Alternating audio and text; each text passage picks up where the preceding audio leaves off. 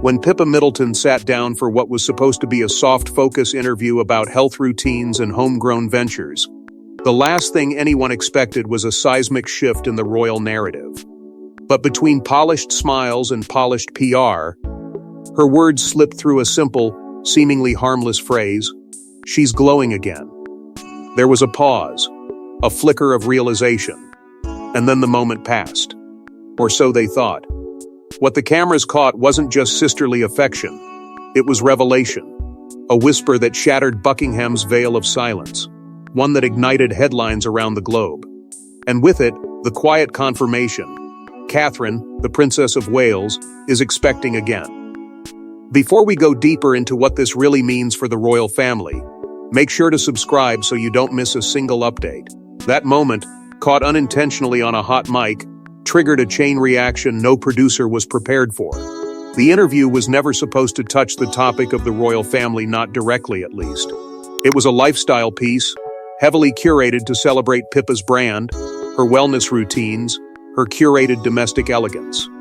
But the second her smile shifted, and that glint of knowing escaped, the room changed. Producers scrambled, halting the footage and attempting to cut the moment before it reached the public, but they were already too late. A staffer, reportedly exhausted from endless royal redactions, leaked a rough clip to a private group chat, one that wasn't as private as they thought. Within hours, the moment was everywhere. Palace officials responded with panic, not poise. Phone calls from Kensington were made almost instantly, requesting takedowns, corrections, retractions. But the damage was done. Online forums were ablaze, not with speculation but with conviction. This wasn't rumor anymore. It was raw, unscripted confirmation. Fans dissected Pippa's expression frame by frame. Media outlets launched immediate campaigns for quotes, statements, denials. And yet nothing came. Not from William. Not from Catherine. Silence, once the firm's most powerful weapon, now felt like its greatest weakness. For the tabloids, it was a feeding frenzy. Long-buried rumors resurfaced. Past photos were reanalyzed. Every public appearance, every loose-fitting dress, every canceled engagement became part of the growing storm. Yet what stirred the public more than the pregnancy itself was the realization that the palace had tried to bury it. Why? Why suppress something so joyous, so universally beloved? What were they afraid of? The answer, as insiders would begin to whisper, wasn't just rooted in tradition or timing. It was tangled in power, perception, and a monarchy increasingly rattled by its most beloved face. This wasn't just about another baby. It was about the one woman the world already saw as queen carrying a child that the crown hadn't approved for headlines. But the real story wasn't just the pregnancy, it was why the palace had gone to such lengths to keep it hidden. Long before a single word slipped from Pippa's lips, whispers were already echoing through the hallways of Kensington Palace. The royal machinery had moved swiftly, silently, and ruthlessly. Operation Windsor Lockdown, it wasn't an official name, but that's what insiders had started calling it. A covert orchestration of silence, designed not just to manage perception, but to erase the possibility of inquiry. Behind the scenes, aides were instructed to avoid press at all costs. No comments. No glances, no slip-ups. Even the briefest eye contact with journalists outside the gates became an unspoken breach of protocol. The message was clear: speak, and you're out. Catherine's public schedule, once teeming with meticulously choreographed engagements, began to thin with no formal explanation. Private reasons, they said, again and again, until even that phrase began to feel rehearsed. But in those quiet absences, cameras still clicked. And what they captured weren't scandals but patterns. Familiar cars arriving at unusual hours. A pair of private doctors known to be trusted by the royal household were photographed entering Kensington in the dead of night twice in the same week. And though the images were blurred, their implications were crystal clear to those watching closely. Then came William's sudden absences. 2 planned trips overseas, high profile and months in the making, were cancelled abruptly. No detailed statements followed, just a vague nod to unforeseen scheduling changes. But whispers told a different story. Those close to the couple claimed he refused to be more than a few miles from Catherine. He wasn't just concerned. He was protecting something. Someone long before the public even knew there was a secret worth guarding. Inside palace walls, non-disclosure orders tightened their grip. Staff, even long-trusted senior members, were asked to reaffirm confidentiality pledges. Conversations were monitored. Access to certain areas within the estate became restricted. And within royal PR briefings, one topic was blacklisted completely. No mention of maternity. No hint of change. No allowance for questions. The fourth pregnancy wasn't denied. It was erased until it couldn't be. But this wasn't a scandal in the traditional sense. No laws broken. No protocols shattered. What the monarchy feared wasn't controversy, it was emotion. The sheer wave of public affection that would follow such news could eclipse everything else. And in a palace where power often came second to perception, that kind of devotion to one woman, one future queen was more threatening than treason. And yet, in trying to contain the truth, the firm had only made the public more determined to uncover it. This wasn't just any royal baby. This was the child whose very existence challenged the crown's carefully controlled narrative, and far beyond the headlines and speculation, a storm of quiet chaos swept through the monarchy. According to those deep within the palace's inner circle, the moment confirmation of Catherine's pregnancy reached the top tier, legal advisors were urgently summoned. Not to celebrate, to calculate. What would this mean for the line of succession? What implications would ripple through the centuries-old institution if this child of fourth came into the world not just as a royal, but as a symbol of rising public loyalty to a woman the firm had never fully embraced? Whispers grew louder. Was it a girl? And if so, would she bear the name Diana? The very thought sent a chill through the corridors of Buckingham. The name alone threatened to reopen wounds the palace had spent decades trying to seal. The ghost of the people's princess still haunted every camera flash, every comparison, every headline. To crown another Diana, one born to the most beloved royal of her generation, was a risk the establishment didn't want to take. And yet, that decision was not theirs to make. Then came the leak, an internal memo, passed to a source, describing the unborn child as complicating protocol. Not just disrupting, not just unexpected, but complicating. A word soaked in resistance, layered with intent. Suddenly, this wasn't a pregnancy, it was a problem. And as theories spread through royal forums and across dinner tables from Windsor to Westminster, one name surfaced in hushed frustration: Camilla. Insiders claimed she was furious. Furious to have been kept in the dark. Furious at the public's growing adoration for Catherine. Furious at the possibility that another child might tip the scales of influence even further away from her own shadowed role. King Charles, too, was said to be uneasy. According to palace sources, he even floated the idea of a delayed public announcement to allow time, as he allegedly put it, for the institution to absorb the implications. But the implications were already unraveling in real time. Every headline, every coded gesture, every shift in Catherine's silence spoke louder than official statements ever could. Because this baby, this child not yet born, was already rewriting the story. Already being whispered about as a future force in the monarchy. Not because of title, or duty, or order in the line, but because of what they represented. A new chapter not shaped by control, but by quiet power. And yet, behind closed doors, the emotional toll on Catherine was mounting, and one sister's support would prove critical. They were born into different worlds, one into royalty, the other into freedom. But in the shadows of global scrutiny, Pippa and Catherine made a vow: protect each other at all costs. And this pregnancy would test that promise like never before. Behind palace walls, before the headlines exploded and before royal aides scrambled for control, it was Pippa who first knew.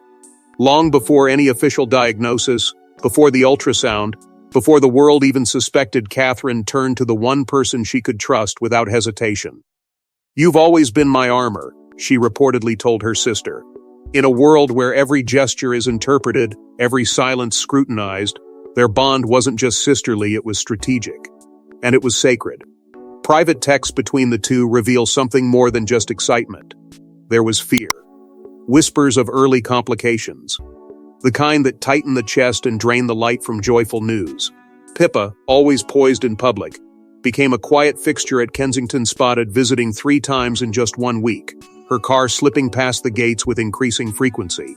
At first, tabloids dismissed it as casual. But insiders knew better. Catherine wasn't seeing diplomats. She wasn't attending charity galas. She was confiding in her sister, and the conversations behind closed doors were anything but lighthearted. Then came the interview. The one moment that would spin everything out of control. And while many believe Pippa's remark "she's glowing again" was a slip of the tongue, others have begun to ask, was it really unintentional? Was it emotion or strategy? After all, with Catherine tucked behind layers of silence, someone had to speak. Someone had to shift the spotlight back toward the truth. In hindsight, the moment reads less like a mistake and more like a message. Not to the press, not to the fans, but to the palace. Because while the monarchy operated on calculated denial, Pippa and Catherine were playing their own game, a softer one, but no less daring. Their relationship, so often framed as secondary to the royal machine, was now center stage. The world began re-examining every appearance, every glance, every moment they shared. Analysts rewound footage from years past. Suddenly, Pippa wasn't just the younger sister. She was a guardian, a witness, a wild card. And Catherine? She wasn't just the future queen. She was a woman shielding life while being shielded by love. But while the sisters stood united, the rest of the monarchy was beginning to fracture under the weight of the secret. He's the heir, the future king. But William is also a husband and a father. Torn between royal protocol and protecting his wife, insiders say William reached his breaking point, and his next move stunned the palace. For months he had bit his tongue, smiled through clenched teeth, and followed the script handed to him by a monarchy desperate to control the narrative. But as speculation intensified, and Catherine's name became a weapon in the media crossfire, something inside him snapped. He was no longer willing to be the palace's polished figurehead. Not when the woman he loved was being dragged through a storm she never created. Behind closed doors, tensions exploded. William demanded a private meeting with his father. No advisors. No courtiers. Just blood. Just truth. And what he said inside that room has echoed through royal hallways ever since.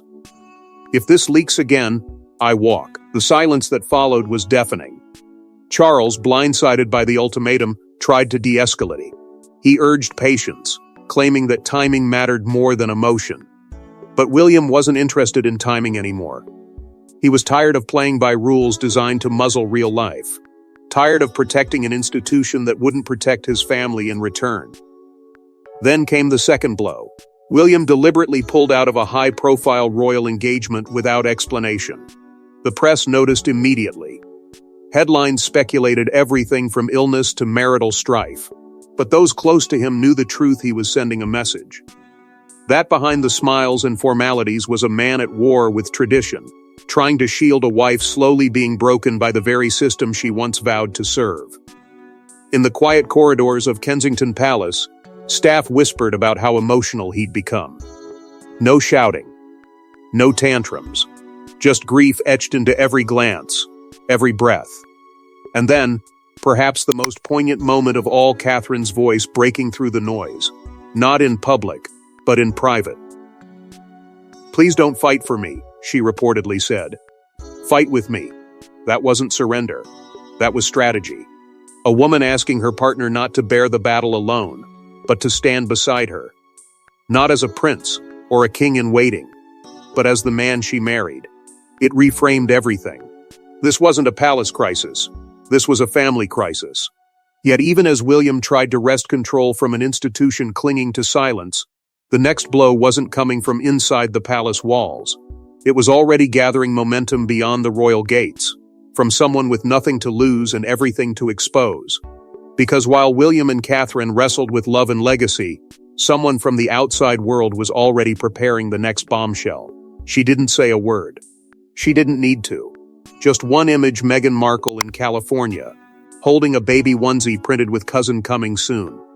Whether it was support or shade, the world had questions and the royal family had no answers. The post dropped like a lightning strike, landing on social media within hours of the Pippa Middleton interview leak. The timing was either surgical or sentimental, depending on who you asked. But one thing was clear: Meghan knew exactly what she was doing. No press release, no public statement. Just a carefully curated moment captioned simply, "Love always finds a way." It was intimate, but it was also explosive. Within minutes, the comment sections turned into battlefields. Was this Meghan's way of reaching out to Catherine? A soft truce between two women long pitted against each other by tabloids and courtiers? Or was it a calculated message, reminding the world and the monarchy that Catherine wasn't the only one with a growing legacy? Reports quickly emerged of quiet off-record calls between Pippa and the Sussexes weeks before the leak. Could this have been coordinated? Was Meghan aware of the pregnancy before even the palace had acknowledged it internally? The speculation churned across continents. Inside royal circles, panic set in. The timing had caught the firm completely off guard. Advisors scrambled to draft neutral responses, but what could they say? Any reaction risked validating the photo's implied message. Silence, on the other hand, would only fuel the flames. Sources close to Harry claimed he immediately texted William after the post went live, "She meant no harm." But that line raised more questions than it answered. If Meghan didn't mean harm, then what exactly did she mean? In a family where silence is a language and every gesture is code, the ambiguity was deafening. For some, the photo represented long overdue unity, a subtle reminder that bloodlines may twist, but love threads them together. Others, though, saw it differently. Sabotage wrapped in sentiment. The very idea that Meghan, estranged from the monarchy, could hijack a moment this sensitive and turn it into a global headline sent shockwaves through the palace. A senior aide was quoted anonymously saying, "It's like playing chess with ghosts, every move echoes with history," and they weren't wrong. Because behind that soft cotton onesie and sweet caption lay something sharp, something deliberate. But even as the House of Windsor scrambled to decode the photo's intent, something even more unnerving was quietly unsealing in the background. Something older. Something buried. Because just when the palace thought it could regain control, a voice from the past came echoing through sealed archives. It was hidden for years, locked in a private vault. But now, a letter written by Princess Diana has resurfaced. In it, she speaks of a future child, born not of fear, but of love. And the words inside are shaking the monarchy to its core. The letter wasn't part of any official estate archive. It wasn't catalogued or referenced. It emerged quietly, through the hands of a former royal archivist who claimed to have held onto it out of intuition.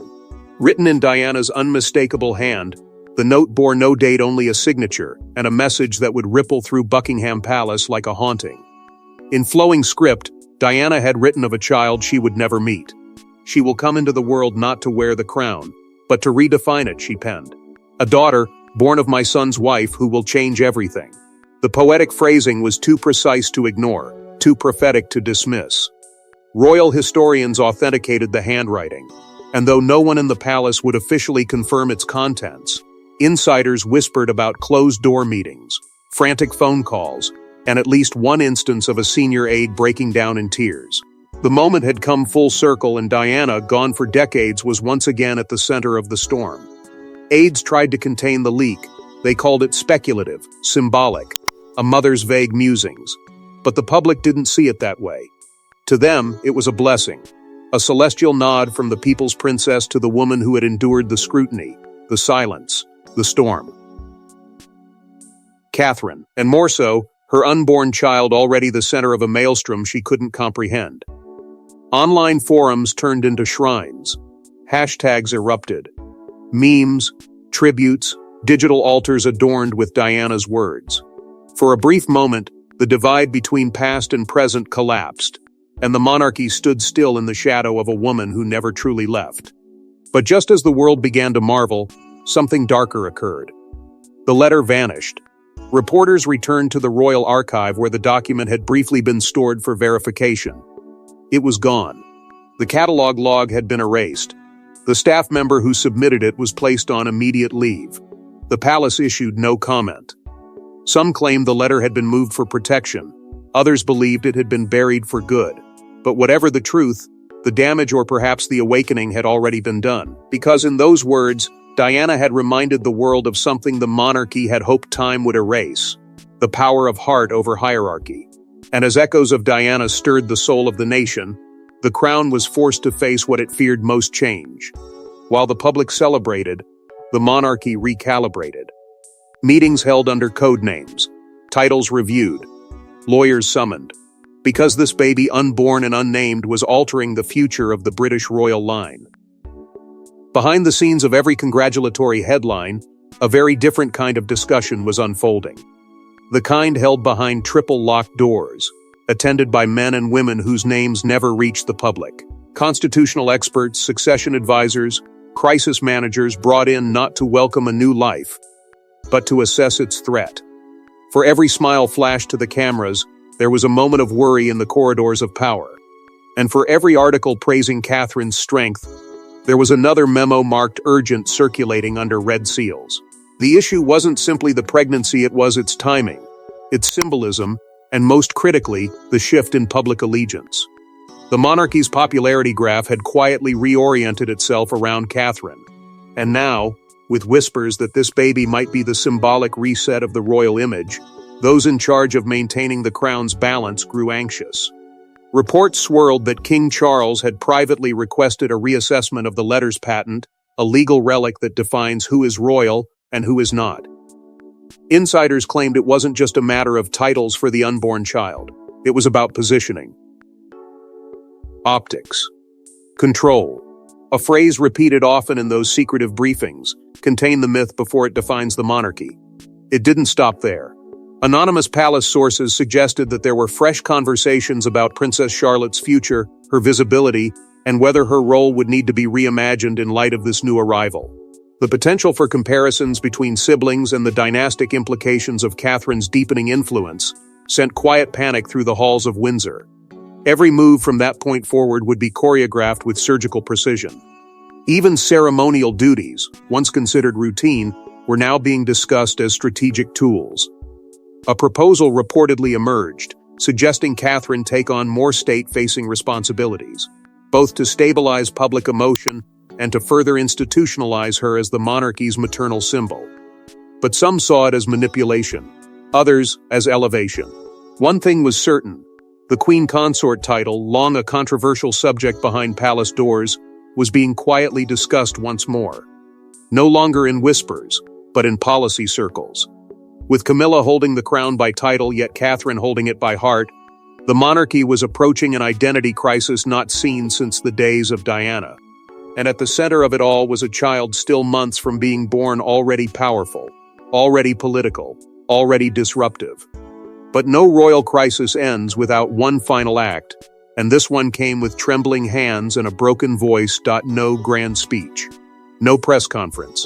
Just a video Catherine, in a soft blue dress, reading a children's story. And at the end, a simple smile. I believe in miracles, and we're expecting one. The world stopped. And for a moment, so did the monarchy. It was not the palace's voice that broke the silence. It was hers. Quiet, intentional, powerful. There were no trumpets, no royal seals, no choreographed rollout designed by PR strategists.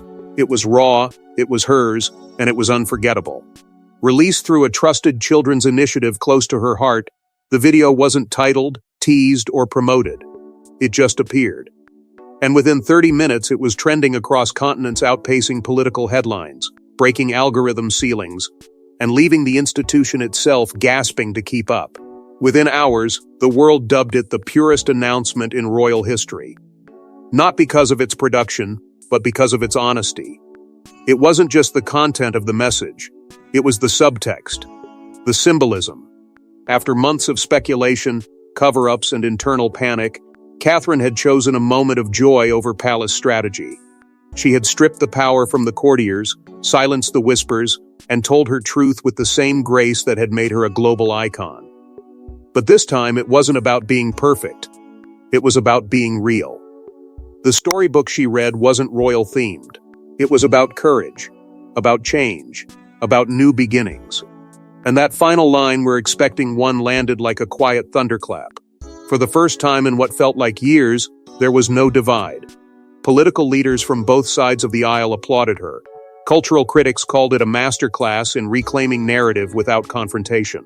Mothers, daughters, teachers, students, they reposted it not as fans of royalty, but as believers in resilience. Catherine had become something bigger than her title.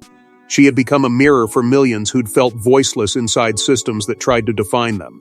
And then, with poetic precision, Pippa Middleton posted a single sentence across her social media platforms. She finally said it her way. No hashtags. No hashtags were needed. Everyone knew what it meant. And somewhere, beyond the palace gates, the courtiers who once scrambled to contain the story watched helplessly, as the woman they had tried to silence became untouchable, not through rebellion, but through truth. A monarch in spirit, if not in name. A mother again. A voice no longer filtered through the crown. In that quiet moment, she did not just announce a baby. She redefined what royalty could mean. No longer bound by the institution's fear, Catherine had reminded the world that the greatest power doesn't come from a title, it comes from the courage to speak when silence is expected. The crown may still rest on another head, but after this moment, the heart of the nation belonged to her. Thanks for watching. Please don't forget to like and subscribe, and we will see you in next one.